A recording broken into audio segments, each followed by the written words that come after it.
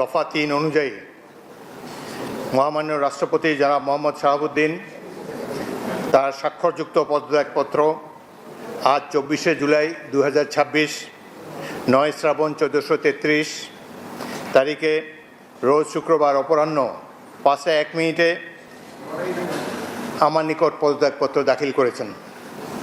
ফলশ্রুতিতে সংবিধানের 54 অনুচ্ছেদ অনুযায়ী আমি রাষ্ট্রপতির দায়িত্ব গ্রহণ করেছি।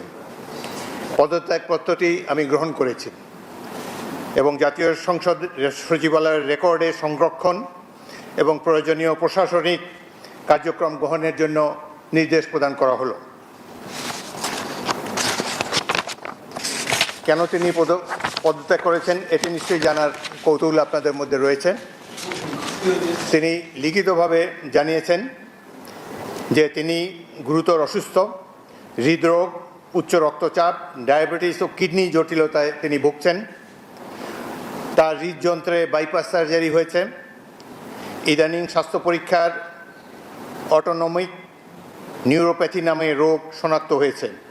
এই রোগের কারণে তিনি মাঝে মাঝে অচেতন হয়ে পড়েন। ফ্যালকন অ্যালুমিনিয়াম মাল্টিলেয়ার অ্যানোডাইজড হওয়ায় সম্পূর্ণ স্ক্র্যাচ প্রুফ। Falcon aluminium.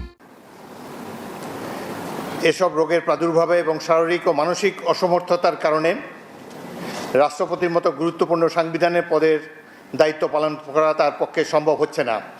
তার দীর্ঘমেয়াদী চিকিৎসার প্রয়োজন। এই কারণেই তিনি স্বাস্থ্যগত কারণে পদত্যাগ করেছেন এবং বাংলাদেশ জাতীয় সংসদের স্পিকার হিসাবে এই পদত্যাগপত্র আমি গ্রহণ করেছি।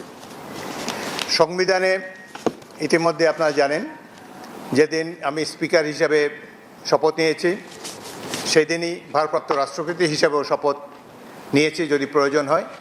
একইভাবে আমাদের ডেপুটি স্পিকার সাহেব তিনিও যখন ডেপুটি স্পিকার হিসেবে শপথ নেন শপথের অংশে বর্ণিত থাকে যখন বলা হবে কোনো কারণে যখন স্পিকারের চেয়ার শূন্য থাকবে তখন ডেপুটি স্পিকারের পদের দায়িত্ব পালন করবেন।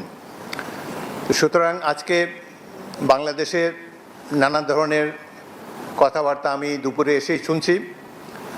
দেখা গেল যে এটি প্রকৃত। তিনি শারীরিক অসামর্থ্যের কারণে পদত্যাগ করেছেন। আমি তার মঙ্গল এবং সুস্বাস্থ্য কামনা করি এবং আমার মনে হয় তিনি মাফিয়া সরকারের আমলে নির্বাচিত হলেও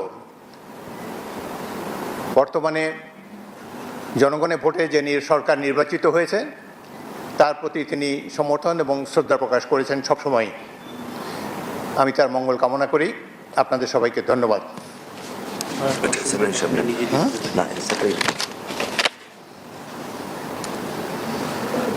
কোনো প্রশ্ন থাকলে একটা দুটো প্রশ্ন করতে পারেন।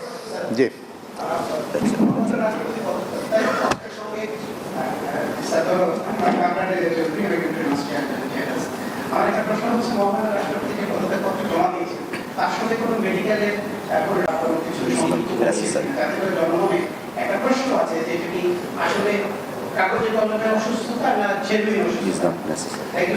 আচ্ছা শোনেন, বাংলাদেশের রাষ্ট্রপতির পদত্যাগ একটি গুরুতর ঘটনা। এর সাথে দেশের ভালো মন্দও জড়িত।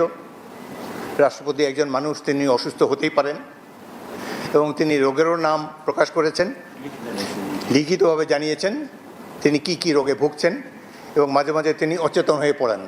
এর জন্য ডাক্তারের সার্টিফিকেটের কোনো প্রয়োজন নাই, যিনি যেখানে নিজেই এটি দাবি করেছেন। সুতরাং আমরা আশা করি এই পদত্যাগের ফলে সকল ধোঁয়াশা পরিষ্কার হলো। কোনো ধরনের বিশৃঙ্খলা বা কোনো ধরনের বিরূপ মনোভাব কিংবা কনফিউশন যাতে এইসব ব্যাপারে না ঘটে। রাষ্ট্রপতি এর আগেও রাষ্ট্রপতিরা পদত্যাগ করেছেন বিভিন্ন কারণে। রাষ্ট্রপতি দেশের একজন সম্মানিত মাননীয় রাষ্ট্রপতি, তিনি পদত্যাগ করতেই পারেন এবং এই চেয়ার তো কখনো শূন্য থাকে না। এবং আমি জাতীয় সংসদের স্পিকার হিসাবে এই পদত্যাগপত্র গ্রহণ করেছি। এটি হলো বাস্তবতা। আশা করি সকল ধরনের কনফিউশন এখন থেকে দূর হয়ে যাবে। আপনাদের সবাইকে অসংখ্য ধন্যবাদ। এই ধরনের প্রশ্ন করবেন না ভাই, কোনো কনফিউশন ক্রিয়েট করবেন না। দেখেন এক minute please listen to me. আপনারা আমাকে স্পিকার হিসাবেও দেখেছেন, এর আগেও 40 বছর ধরে রাজনীতি করছি। আমি সরাসরি কথা বলতে অভ্যস্ত, সুতরাং কনস্ট্রাকটিভ কথা বলা ভালো। আমি তো প্রশংসাই করলাম তার।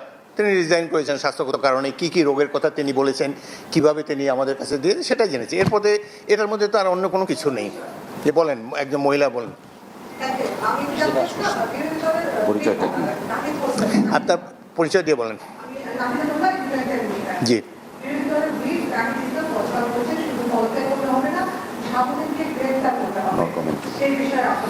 এ ব্যাপারে আমার কোনো মন্তব্য নাই। একটি গুরুতর সলেম অকেশন, দেশের রাষ্ট্রপতি পদত্যাগ করেছেন। Let us do justice to him. Thank you very much.